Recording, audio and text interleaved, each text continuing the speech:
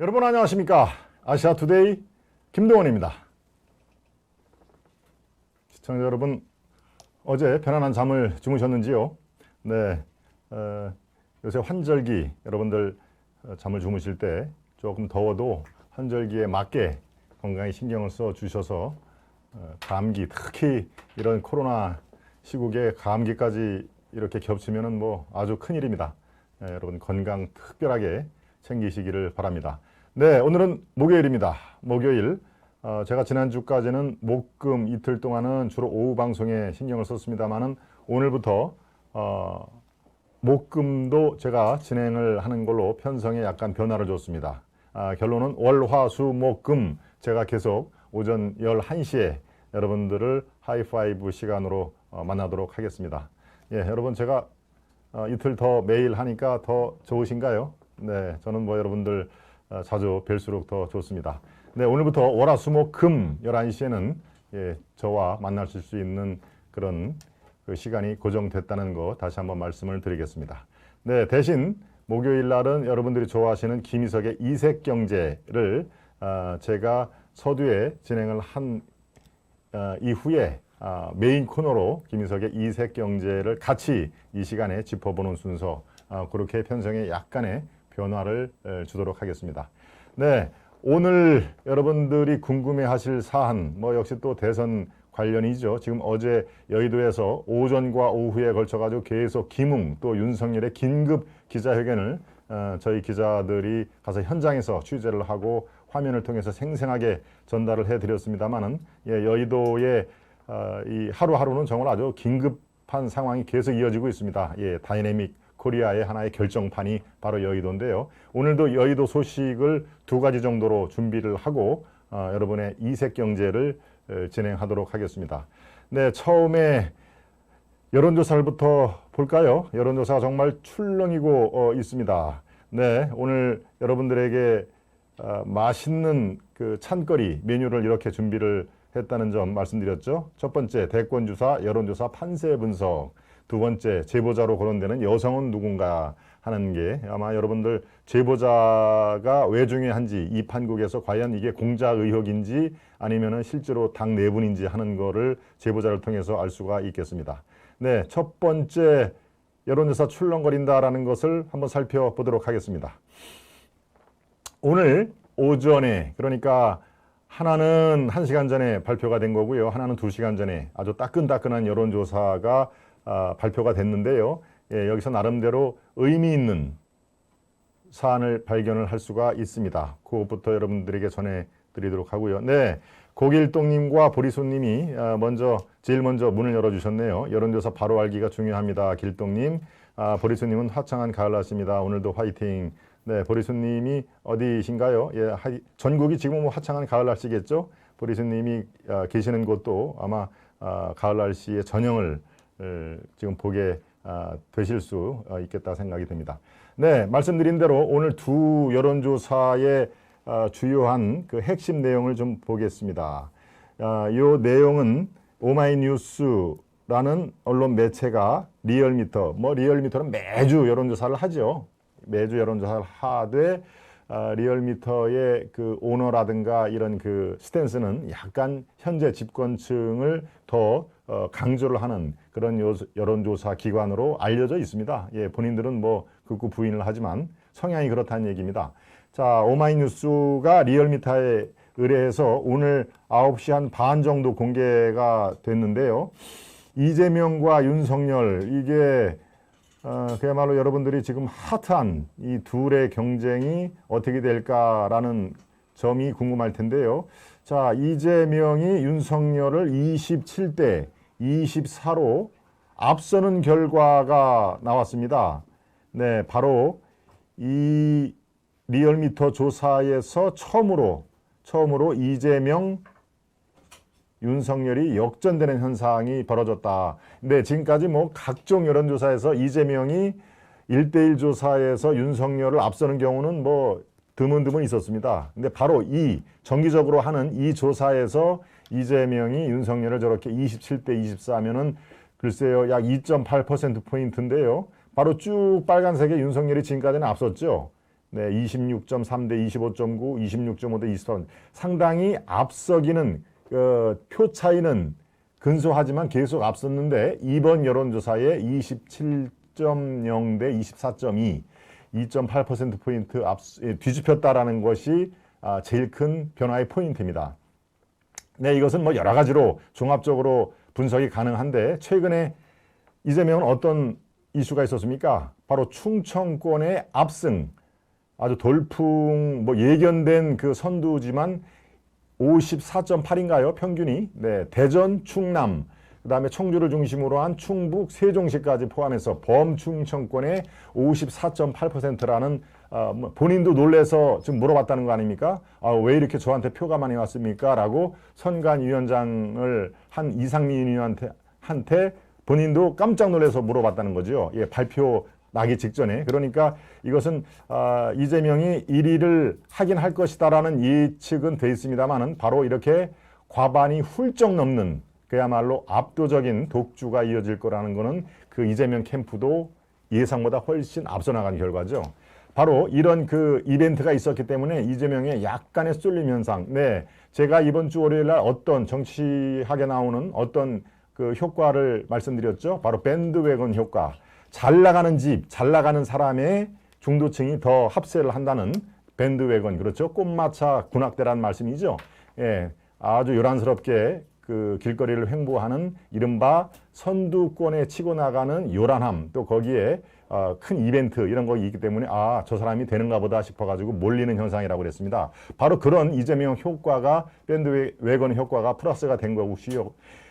그러면 윤석열은 왜 주춤할까요? 윤석열 주춤은 여러분들이 예상하시던 대로 지금 두 번째 이슈로 다룰 그런 고발장 사주 그 의혹이 지금 뭐 어제 하루 종일 김웅, 윤석열 긴급 기자회견을 했다고 제가 말씀드렸습니다. 아직까지 실체가 나오지를 않았습니다. 서로 지금 공방으로 돼 있는 거고 윤석열은 이 파장에 말을 안 하면은 약간 불리하게 돌아가겠다 싶으니까 어제 4시쯤이었나요? 긴급 기자회견을 저희들이 중계 방송을 했습니다마는 바로 윤석열은 아직까지도 그 의혹에 파묻혀 있다라고 해서 이른바 중도층이라든가 아니면 타 후보 지지자들이 마음을 안 주는 것이죠. 몇 가지 요인 중에 이게 제일 크다고 봅니다. 이런 사주 고발 의혹에 대해서 윤석열은 아직까지 완전히 해소되지 못했다. 예, 저는 이렇게 봅니다. 지금 고발 사주가 윤석열하고 전혀 관계가 없는 이른바 여권이라든가 아니면 야권 내 타 후보들이 기획을 해서 진행한 그런 것이라면 그것이 드러나면은 윤석열은 거기서부터 해방이 되는 것이죠. 해소가 되는 것이죠. 의혹이. 그렇다면은 바로 윤석열의 더욱 쏠림 현상이 더 뚜렷해질 겁니다. 이게 윤석열이 강한 그 주자이기 때문에 그것을 제동을 걸려고 이렇게 각 주자 또는 여권들이 다 공작을 한 거구나라는 사실이 밝혀지면은 윤석열의 그 지지도라든가 이 주목도는 한 단계 껑충 뛸 가능성이 충분히 있습니다. 반면 윤석열이 어떤 식으로든지 알았다라든가 고발장 접수에 관여를 했다면 이거는 윤석열의 지금 그 지지세 주춤거리는 것은 하락세로 급반전할 수가 있다는 얘기입니다. 그러니까 바로 이 공방이 어떤 식으로 탈출구를 마련을 하느냐에 따라서 윤석열의 그 지지도의 결집력 또는 이런 것들이 판단이 날 가능성이 매우 높다는 겁니다. 그러니까 이재명 대 윤석열의 지금 저 역전 현상은 충분히 그럴 만한 이유가 지난 일주일 동안 있었다는 점 말씀을 드리고요. 다시 한번 보겠습니다. 네, 대선 주자 선호도 27 이재명, 윤석열 24.2 역시 뭐 2강 2중입니다. 2강은 이재명, 윤석열 말씀드렸고 그 다음에 홍준표 15.6, 이낙연 13.7 이렇게 2강 2중 홍준표 후보가 많이 올라가는 그런 상황입니다. 밑에는 이제 상당한 격차가 있었죠. 추미애 3.3, 최재형 2.2. 참 최재형 후보는 정말 처음에 주목받는 거에 비하면 굉장히 지금 지지부진한 그런 탄력을 못 받는 그런 형국이죠. 예, 최재형 캠프에 대해서는 아주 지금 노심초사를 하고 있는 걸로 제가 취재로 확인을 했습니다. 유승민 2.1, 안철수 1.8, 심상정 1.5, 정세균 1.1. 예, 정세균도 마찬가지로 그 인물 됨됨이라든가 후보의 어떤 그 적합도 이런 거에 비해서는 지지율이 정말 움직이지를 않는 것이죠. 자, 이 개략적인 선호도를 보셨고요. 다음 화면 보시겠습니다. 차기 대선 1대1 가상 대결. 예, 여러분들이 이 흥미 있는 게 바로 이것이죠. 이재명 대 윤석열이 38대 39.26. 약간 윤석열이가 그래도 앞선다. 약 1.6%포인트죠. 이재명 대 홍준표. 야권에서 홍준표가 올라올 때는 37대 33으로 이재명이 어렵지 않게 이긴다. 이낙연이 만약에 역전을 해서 본선에 올라온다면은 이낙연 대 윤석열 34대 39 윤석열이 적지 않은 표차로 이길 수 있을 것이다.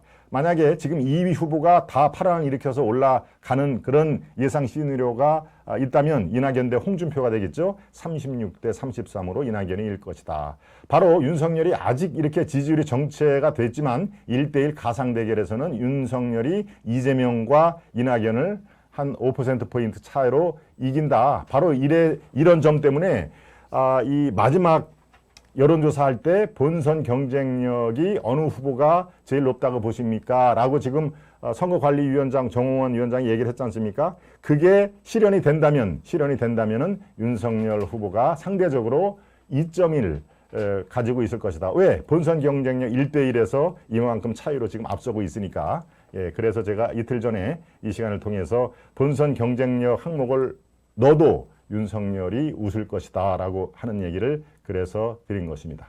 네, 이렇게 여론조사에 또 다른 여론조사 하나 있는데 거의 뭐 비슷한 그 트렌드를 이어가기 때문에 예, 두 번째 여론조사는 그 첫 번째로 가름을 하겠습니다. 바로 두 번째 저희들이 얘기한 이슈 두 번째가 제보자 여성은 누구 이런 그 타이틀입니다. 제목이 물론 여성의 이름은 뭐 제가 알고 있고 제가 간접적으로도 만나본 적이 있는 그런 여성입니다만은 글쎄요, 이 제보자가 지금 왜 중요하죠? 제보자가 이 두 고발장을 김웅한테 받았다 해서 고발장을 지금 공개를 한 거 아닙니까? 하나는 뭐 언론기관에 뿌렸고 하나는 여의도에서 지금 막 돌아가고 있는데 바로 그 제보자가 어떤 사람인가에 따라서 제가 말씀드린 대로 여권의 기획성 이 폭로 의혹이냐 아니면 야권의 대선 주자 캠프별의 내용이냐 이게 이 규명이 되는 거 아니겠습니까? 따라서 제보자의 신원 누구냐라는 게 굉장히 중요한데 예, 거의 지금 여의도 정치판에서는 이른바 여성이고 성이 C로 시작하는 뭐 조모씨라는 얘기도 있고 뭐 여러 가지 얘기가 있죠. 네, 제가 실명을 뭐 알고는 있습니다만은 제가 이 후일을 생각해서 예, 거명은 안 하겠습니다. 이 여성은요, 사실은 뭐 여러분들이 조금만 이렇게 검색을 보면은 알 수가 있습니다. 이분이 국민의당의 비대위원도 했고요. 지난 그 4월달 총선 때 여러분들이 아시는 이 브랜드로 시작하는 어떤 당의 창당 준비위원장까지 했습니다. 그때가 왜 이런 현상이냐?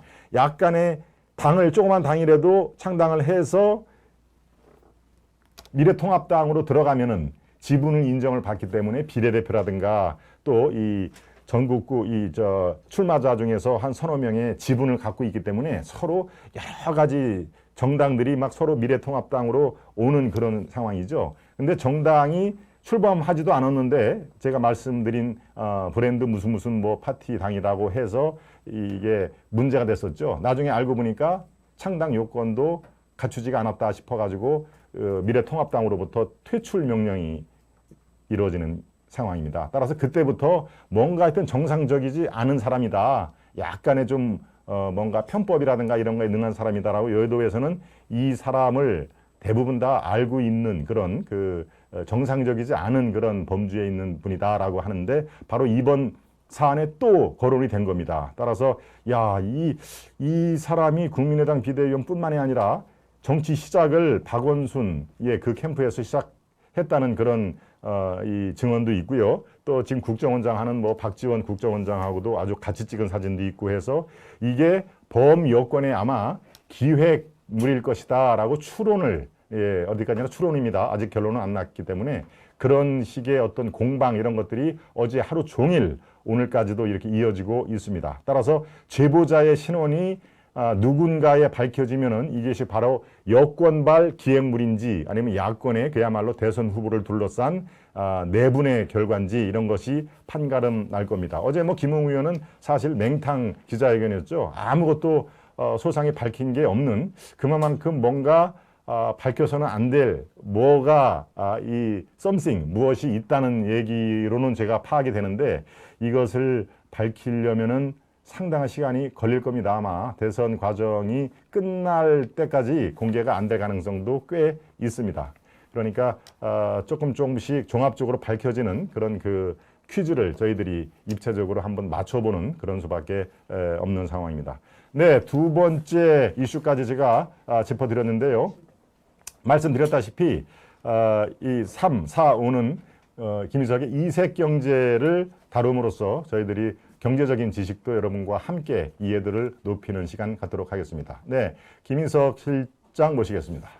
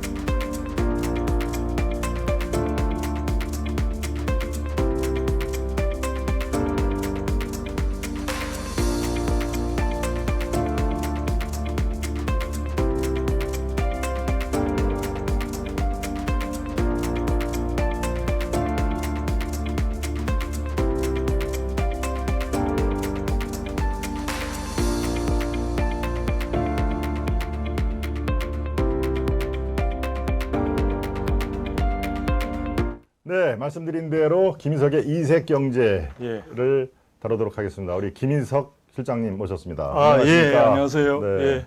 오늘 뭐 처음 보는 분은 아니지만 굉장히 또 이렇게 보니까 또 아주 또 느낌이 다릅니다. 예, 사실은 제 방과 바로 옆방에 계시기 때문에 뭐 하루에도 그 수십 번씩 됩니다. 네. 예. 엘파소님이 김동원 박사님 정론방송 애국방송 응원합니다.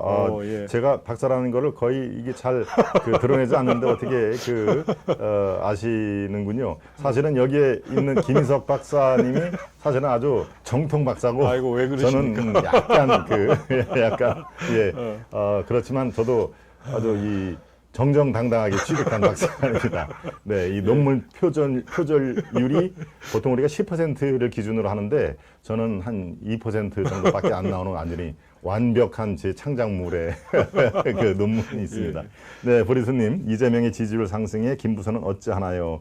이재명이 지지율 상승을 하면은 김부선은 어떨까요? 기분이 되게 안 좋겠죠. 속상하겠죠. 그리고 아이고 저희가 또 대통령이 되면 진짜 안 되는데 할 겁니다. 예. 김부선과 이재명의 관계는 뭐 뗄래야 뗄 수 없는 대선 내내 또 한 번 이렇게 아마 불이 붙을 겁니다. 네. 김부선 쪽에서도 김부선 씨 쪽에서도 아마 여러 가지로 이렇게 준비를 하는 걸로 제가 알고 있습니다만은 뭐 지켜보시죠. 네. 세 번째, 네 번째, 다섯 번째 이유는 이제 경제 우리 김인석 박사님의 전공신 경제 쪽을 풀어주실 건데 첫 번째 얘기로는 아무래도 규제 얘기를 또 안 할 수가 없습니다. 경제와 규제는 뭐 계속 실과 반일과의 관계일 텐데 자 최근에 공공임대 공실률이 17%까지 됐다라고 한 통계가 나와가지고 깜짝 놀란 분이 많은데 그 허와 실을 좀 짚어주시죠. 그러니까 우리가 보통 그 공공임대를 해서 뭔가 어려운 사람들한테 조금 싸고도 질 좋은 그런 걸 갖다 공급해 줘야 된다 이런 주장을 많이 하잖아요. 그런데 문제는 국회 예산정책처라는 곳에서 조사를 해봤는데 해보니까 17%니까 그러니까 공실률이 그러니까 6개 그 공공임대를 지었으면 그 중에 하나가 비어 있다는 겁니다. 이게. 그렇군요. 그래서 사실 왜 그럴까 생각할 수 있는데 이게 이제 여러 가지 이유가 있겠죠. 자격을 너무 까다롭게 들어올 수 있는 사람을 했거나 아니면 공공임대에 들어가는 자격을 완전히 제한을 했다. 그 자체가 규제인 거죠? 그 자체도 아무나 들어올 수 없게 했으니까. 그렇죠. 네, 그 다음에 그걸 가격 같은 것도 조정이 안 되니까 네. 더 맞출 수 있도록. 그 다음에 또 다른 한편 그게 들어올 만한 사람들 눈에 안 맞게 돼 있다. 아하. 그게 그럴 수도 있는 거고. 네. 그러니까 이게 우리가 이제 시장이라는 곳에 비해서 네. 공공부문에서 할 때는 항상 여러 가지 제한들이 많이 따라요.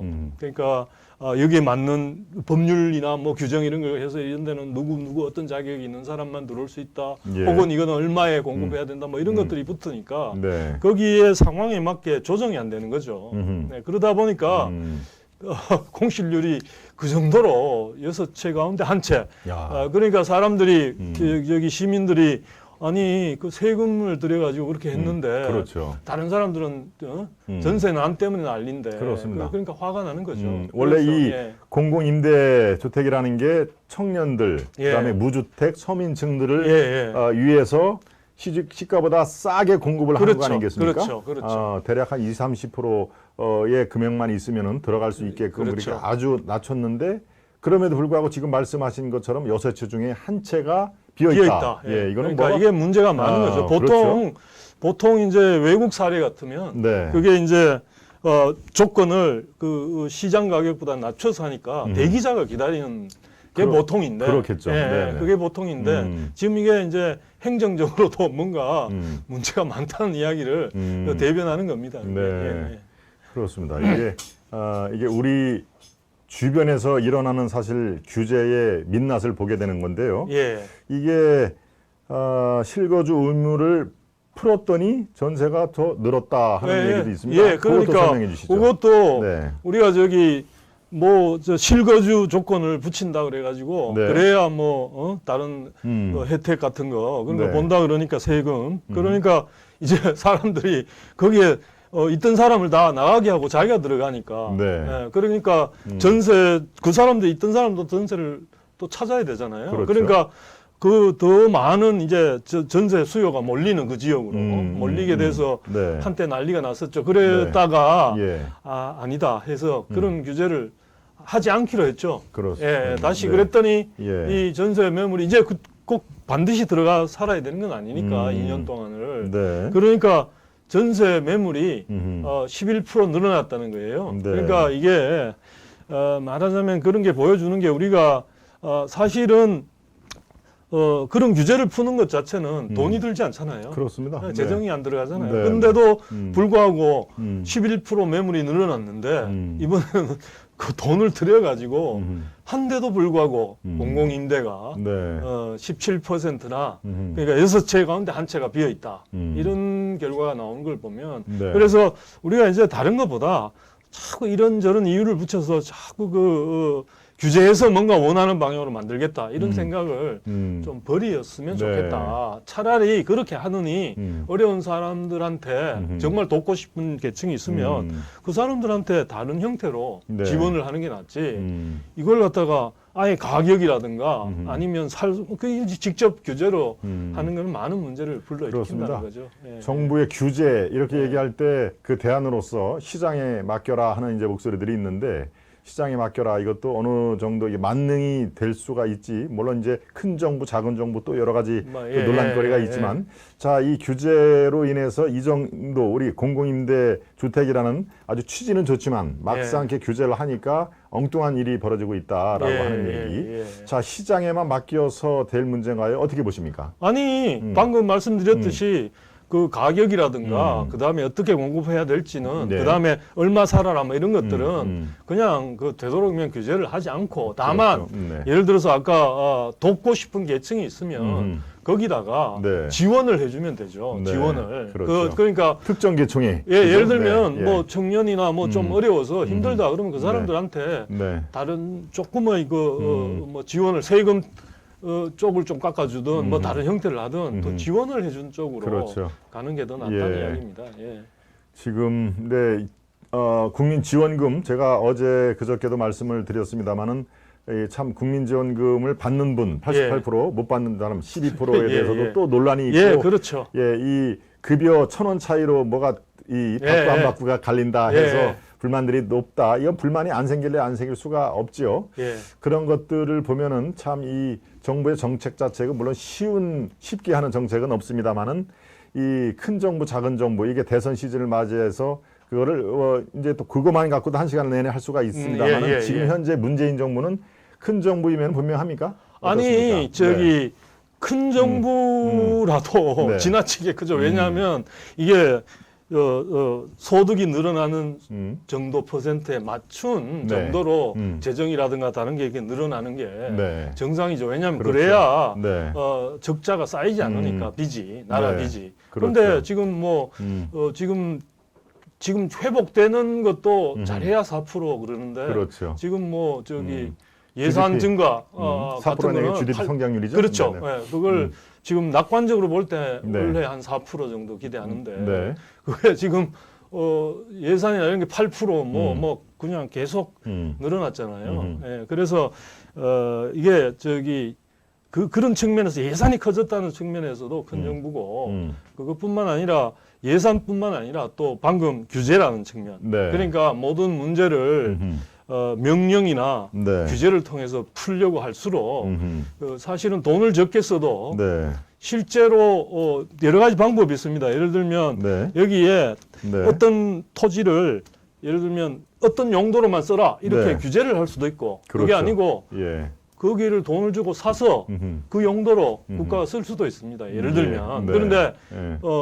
규제로 그냥 팍 묶으면 그 이제 땅을 갖고 있는 사람이 규제를 당하는 피해를 보는 거죠. 네. 예, 그런데 그래서 세금을 별로 쓰지 않으면서도 그런 규제를 갖다가 굉장히 남발하면 그 자체가 사실은 비용을 그러니까 보이지 않는 비용을 유발하고 그것도 일종의 큰 국가죠. 그렇죠. 그렇게 보면 네. 지금 말씀하신 대로 그 두 가지 측면에서 다 상대적으로 큰 국가라고 볼 수 있죠. 그렇습니다. 예, 그걸 예. 지향했다고. 네. 큰 정부. 예. 두 번째 주제로 한번 넘어가 보겠습니다. 최근에 뉴딜 펀드 예. 수십 조인가요? 이게 운영을 하게 될 뉴딜 펀드에 예. 전혀 이 금융기관 또는 예. 운영을 담당하지 않은 예. 이른바 청와대 행정관 출신이 예. 임명이 됐다라고 해서 이제 파장이 꽤 큰데요. 예. 예. 자, 이 임기 말에 측근 인사 또 뭐 캠프 인사 이런 것들이 항상 그 말썽이 되고는 하는데 예. 지금은 조금 정도가 지나치다라고 예. 하면서 그 캠코더 인사가 다시 불거졌습니다. 예. 캠프, 예. 코드가 맞는 인사, 예.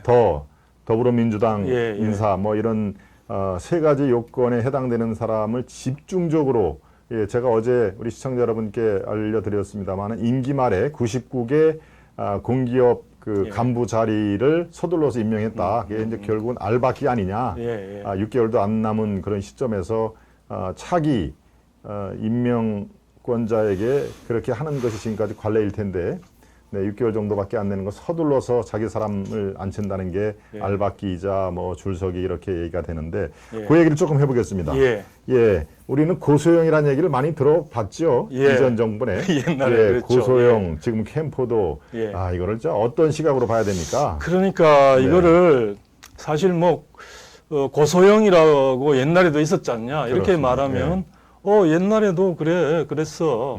고대, 음, 소망교회, 그렇죠. 영남. 영남 네. 뭐 이런 얘기가 있었죠. 근데 이제 그래서 그런 식으로 넘어가서는 또 안 되는 문제 같아요. 왜냐 이게 이제 사람들이 그래도 더 잘 알고 자기가 믿을 만하고 저 사람 뭐 할만해 해서 할 수도 있겠지만 네. 그 정보의 제약 때문에 그러나 지금 같은 경우는 방금 말씀하셨듯이 전혀 문외한이라 그러면 그거는 사실 뭐 아주 그 전문가가 와도 금융 쪽은 아침에 이걸 투자하는 게 좋겠다 싶다가도 고민만 해가 정보 많이 모아보면 저녁 무렵에는 점심 먹고 난 다음에 다시 돌아오면 내가 잘못한 거 아닌가 이렇게 걱정이 된대요. 네. 그게 당연하지. 왜냐하면 그게 돈이 왔다 갔다 하는데 그게 잘못되면 그 돈을 맡긴 사람한테 그 수익을 돌려줄 수 없으니까 그렇습니다. 네. 그런 거잖아요. 그런데 이게 전문성도 없으면 그런 사람한테 맡긴다는 거는 그거는 진짜 말이 안 되죠. 그래서 이게 저는 이제 옛날 그 50호 100보 이야기 있지 않습니까? 예, 50호 100보 네. 이야기가 50보 도망간 사람이 100보 도망간 친구 보고 자기가 도망갔다는 사실을 잊어버리고 100보, 너 100보나 도망갔어 그렇게 비웃었다는데 근데 지금 같은 경우 자꾸 고소형 얘기를 하면 혀는 아니 저 100보까지 도망간 사람이 오히려 50보 도망간 사람 보고 자기가 그렇게 자기는 더 멀리 간 걸 잊어버리고 그렇죠. 예, 그렇게 말하는 격이다. 네, 그래서 네. 이게 우리가 이제 잊지 말아야 될 거는 네. 항상 이제 자꾸 이게 핑계를 자꾸 대고 막 이렇게 하다 보니까 무조건 자기는 옳다는 걸 이 강변하려고 하다 보니까 말이 꼬이고 그러니까 인정할 수 있어요. 네.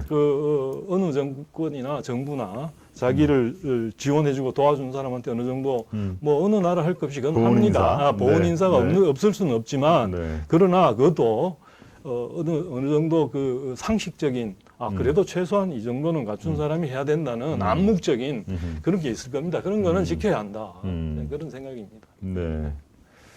그렇습니다. 제가 보는 관점에서는 내년 3월 예. 대선까지 이런 식의 캠코더 인사는 뭐 사실 질비할 거라고 생각을 듭니다. 큰일입니다. 예, 지금 예. 이 정치판 얘기로는 아직도 한 자리 못한 사람이 한 2,000명 정도 된다는 거거든요. 예. 그러니까 네. 제가 아까 작은 정부 말씀을 하셨는데 네. 작은 정부를 해야 되는 이유 가운데 하나는 정부가 할 수 있는 관여할 수 있는 데가 작아지면 네. 그렇게 할 수 있는 여지 자체가 줄기 때문이라고 생각을 합니다. 그렇죠. 예. 네. 어차피 그런 게 없을 수는 없는데 어느 나라 할 것 없이 그러나 그 규모가 줄어들겠죠. 최소한. 그렇습니다. 예. 예. 그런 생각이 듭니다. 예. 그렇습니다. 이 예. 큰 정부냐 작은 정부냐는 사실 이 영원한 사실 그 고민거리이자 테마인데 예. 이게 크고 작은 문제보다도 이 국민의 마음을 헤아려 주는 그런 그것도 정부냐 중요해요. 아니냐. 그리고 이게 자기 할 일을 그렇습니다. 자기 예. 할 일을 잘 해야죠. 그래서 어떤 사람들은 강한 자기 할 일에 대해서 굉장히 강하고 그리고 있어야 될 때는 반드시 있고 그렇죠. 그러나 그렇죠. 잊지 말아야 할 곳에서는 사라져주는. 그렇죠. 예, 그런 예를 들어서 뭐 국민의 생명과 재산이 위협을 받는데 모른 체 한다? 그렇죠. 그거는 세금 받을 자격이 없지. 그렇죠. 그 책임을 방기를 하는 거죠. 예, 그럼 반드시 해야 되겠죠. 그러나 아니 뭐 저기 개인들이 얼마든지 잘할 수 있는데 가가지고 네. 오히려 방해를 하면 그건 뭐 안 되겠죠. 그러니까 예.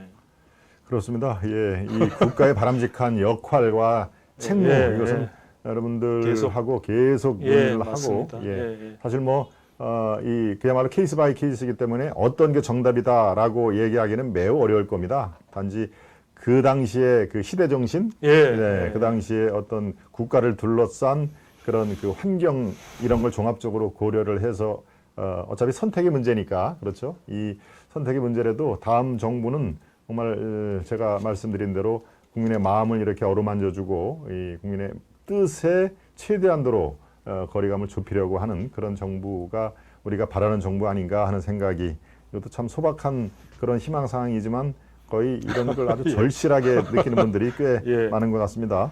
네. 그 관련해 가지고 아담 스미스의 도덕 감정론 뭐 이런 거 하고 이렇게 예, 그 대비를 시킬 수 있거든요. 그러니까 네. 그 참 아담 스미스라는 분이 그 저기 국부론도 썼지만 그렇습니다. 자기가 더 자랑스럽게 여기고 굉장히 애착을 느꼈던 책은 또 도덕 감정론인데 네, 네. 거기에 어떤 이야기였냐면 사람이 저기 어려움에 빠진 어떤 친구를 보면 돕고자 하는 마음이 그 자비심이 있는데 그런데 그 자비심의 정도가 자기가 잘 알거나 뭐 자기하고 뭐 같은 언어를 쓰거나 뭐 그러면 상대적으로 잘 일어나는데 저기 멀리 평소에 들어보지도 못한 그런 쪽 이야기 저 아시아 어디에 영국 사람 입장에서는 거기에 어디 어려운 사람 이야기를 하면 전혀 자기가 그 정보도 부족하고 애착을 평소에 느끼지 못하고 있기 때문에 잘 그런 게 일어나지 않는다고 얘기를 했어요. 그리고 그게 이상한 게 아니라 자연스럽다. 그러니까 정보하고 이런. 그래서 그런 점에서 아까 이제 고소형이라 그러는데 사실 어느 나라 할 것 없이 뭐 예를 들면 내가 미국 대통령한테 클린턴인가요? 누구죠? 클린턴인가? 누구였지? 그 어디 저기 아칸소 누구죠? 알칸소 빌 클린턴. 빌 클린턴. 네, 네. 그러면 그 주변에 알칸소 그때 주지사 할 때 음. 곁에 있었던 친구들을 자기가 아니까 상대적으로 잘 아는 사람을 쓴다. 그렇죠. 이런 경우는 사실은 그거 가지고 뭐 편중적이니 이렇게 할 필요는 없고 아니, 정보가 부족한데 딴 사람에 대해서는. 그렇죠. 예. 그래서 사실은 고소형이라는 것도 어떻게 보면 그런 측면이 있어요. 그래서 자기 쪽 의도적으로 그랬다기보다는 자기가 아는 범위가 그래서 그렇게도 볼 수 있기 때문에 네. 한편으로는 우리가 상대방이라든가 그러니까 제가 드리고 싶은 말씀은 이게 굉장히 성공해야 되는 일이고 그러면 자기가 아는 범위 내에서는 최소한 가장 잘할 사람을 골라가지고 누가 봐도 그렇게 애썼다는 게 그게 보이잖아요. 네. 그렇게는 해야 된다. 그 말씀을 드리고 싶습니다. 예. 예, 예. 맞습니다. 중요한 말씀이십니다. 예. 예, 예. 예. 공공임대 공실료부터 시작을 해가지고 캠코더 고소형까지 쭉 예, 말씀을 나눠봤었는데요. 예. 최근에 언론 매체들을 도배하는 그 단어가 하나 있습니다. 예. 이름하여 수소경제. 예, 예. 이게 정말 뭐 오늘 아침 조간신문에도 거의 도배하다시피 했는데, 자, 과연 이때 왜 수소 경제가 주목을 받을 수밖에 없는지 예, 궁금해하시는 우리 시청자분들. 예, 그게 이제 최근에 뭐 미국도 그렇고 지금 탄소 중립이니 이런 말들이 많이 나오는데 결국은 뭐 이것도 과학자들 간에는 뭐 아직까지 완전히 해결이 다 안 된 논쟁이 남아 있습니다만은 어쨌든 뭐 지금 이제 뭐 해수면도 올라가고 그다음에 뭐 이산화탄소 높아지면서 여기 지구에 사는 것 자체가 장래에는 위협도 받을 수 있다.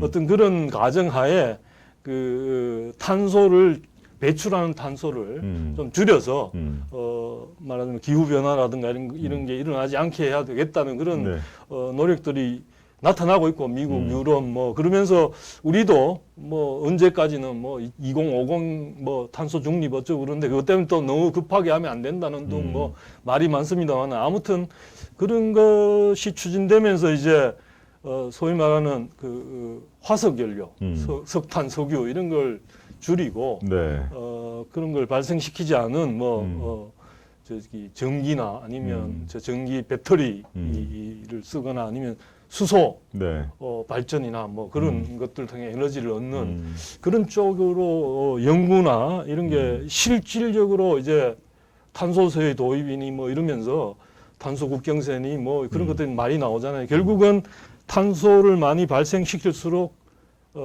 더 불리해지도록 만들고 탄소 배출이 적게 하겠다는 그런 일환인데 그러다 보니까 이제 수소 경제 얘기도 나오고 그런데 지금 이제 그게 그러다 보니 그래서 그런 흐름이 있는데 이게 실제 투자되고 다 되고 하려면 그게 굉장히 난관들이 많다 보니까 쉽지 않은 측면이 있는데 우리나라 같은 경우에는 정의선 현대차 부회장이죠. 그 양반이 수소 전도사라는 말까지 듣는다 그러더라고요. 그러면서 사실은 현대차가 주도적으로 해서 수소 전기를 이용해서 차 이름이 뭐더라? 하여튼 트럭인가 그런 것도 만들고 그랬죠. 전기차 개발은 상대적으로 서구 자동차 메이커보다 조금 뒤졌는데 수소차는 더 빨랐죠. 아예 트럭인가? 그래서 그게 이제 지금 현재로는 이제 경제성이라든가 더 발전시킬 기술도 필요하고 그다음에 생태계 거기 많은 기술이 연결돼 있으니까 그게 이제 그런 상황인데 미래에는 이게 이제 만약에 실제로 그게 경제성이 어느 정도 갖추고 화석 연료가 어느 정도 줄어들면서 이 높아지고 그렇게 되는 순간에는 이걸로 이제 에너지를 만드는 그 방식 자체가 변할 가능성이 있는데 그렇게 되면 그거는 엄청난 변화고 거기를 주도할 수 있는 기업은 요즘으로 말하면 반도체를 미리 시작해서 지금 굉장히 큰 걸 누리는 것처럼 네. 그걸 할 가능성이 있죠. 물론 위험도 있습니다. 이게 나중에 실제로 기술 개발이 잘 안 되고 다른 방식이 또 더 네. 좋은 방법이 그렇죠. 또 올 수도 있고. 네. 그래서 알 수 없지만 최소한 그런 방향으로 가기 위해서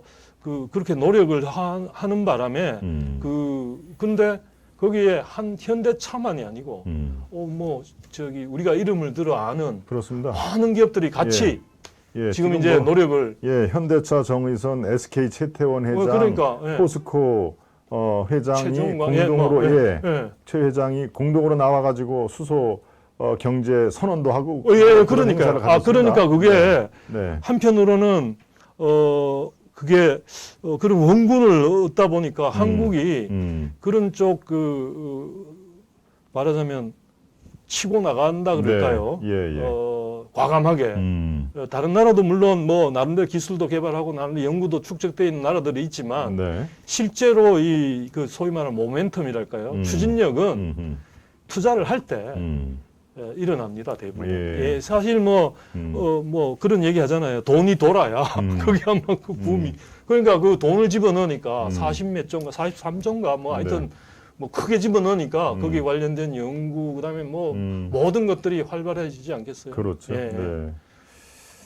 그렇습니다. 수소 경제가 국가 경제에 큰 득이 될지 아니면 너무 일찍 붐을 조성을 해서 약간의 사실은 지금 말씀하신 대로 그 불안 요소도 있습니다. 그렇겠죠. 우리가 그 인정할 건 인정해야 되는데 왜냐하면 이게 워낙 큰 변화에 그렇죠. 도전하는 건데 그 기술 장벽 그다음에 또 여러 가지 규제 장벽 사람의 인식상의 불안함. 왜 수소 충전소 같으면 그 충전소 설치하는 주변에서 반대하는 게 혹시 폭발할까 봐. 그렇죠. 그런데 난 불안 때문에 반대 극복해야 될 것들이 많습니다. 굉장히 많은데 그걸 다 잘 극복해서 해낼지 아니면 지금 말한 것처럼 너무 일찍 시도했다가 좌절을 겪을지 이건 아직은 알 수 없어요. 알 수 없는데 다만 이제 우리가 하나 사야 될 부분은 보통 보면 이게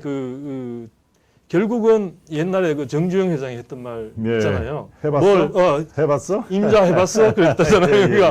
그러니까 이걸 그런 점에서 해본다는 그러니까 상당히 그 불확실성이 있지만 해봄으로써 최소한 어느 방향으로 가야 되겠다는 정도는 딴 데보다 더 빨리 이 감을 잡지 않을까. 실제로 돈이 들어가니까. 그렇습니다. 그럴 것 같습니다. 우리가 기업가적 정신이라는 걸 영어로 앙트레프레니어십이라고 하는 그 얘기가 있는데 기업가의 정신 중에 가장 큰 덕목 중에 하나가 리스크 테이킹입니다.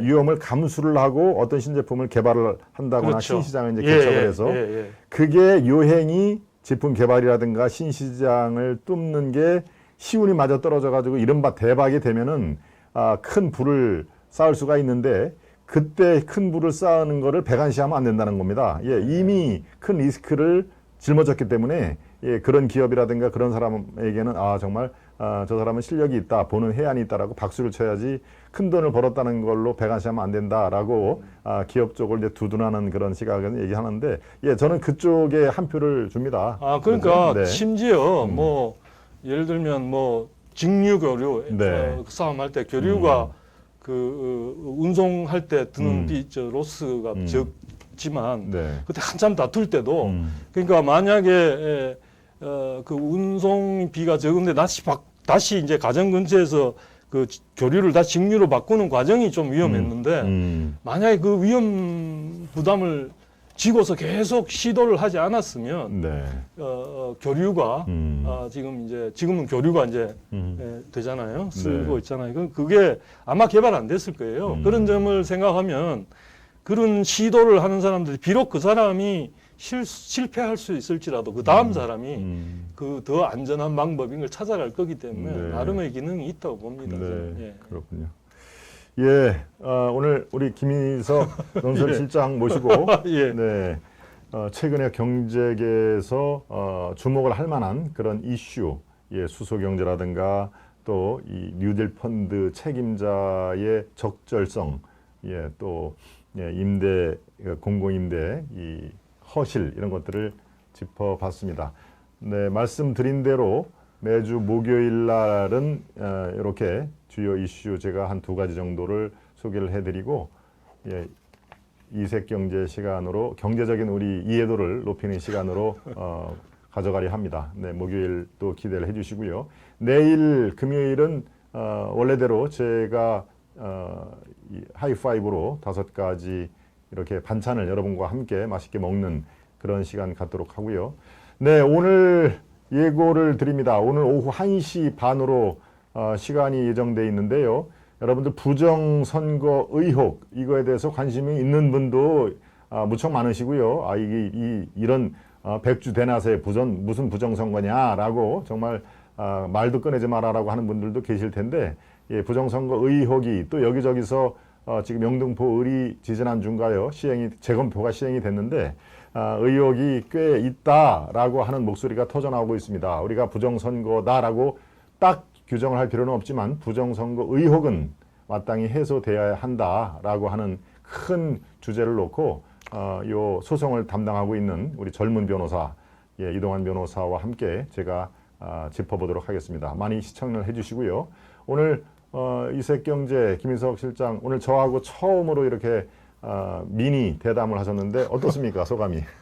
예, 저기 김동원 박사님이 예. 평소에는 키가 엄청 커서 평소 서서 이렇게 얘기할 때는 불편했는데 앉아서 얘기하니까 훨씬 편하다. 예, 눈높이가 그렇습니다. 예, 그걸 예, 느꼈습니다. 네, 예, 예. 눈높이가 역시 중요합니다. 예. 눈높이가 역시 예, 앞으로 우리 김인석 실장뿐만이 아니고 다른 분들 할 때는 항상 제가 무릎을 숙여서 눈높이를 맞추는 그 노력을 게을리하지 않겠다는 점 말씀드립니다. 네, 시청자 여러분 오늘 어떠셨는지요? 여러 가지 이슈라든가 우리 주변을 둘러싸고 있는 시시각각의 변화, 흐름 이런 것들을 계속 저희는 주시를 하고 여러분들께 시시각각으로 올바른 정보를 전해드리도록 하겠습니다. 네, 끝까지 시청해 주신 시청자 여러분, 우리 김인석 실장과 함께 인사를 드리겠습니다. 예. 안녕히 계십시오. 예, 안녕히 계세요.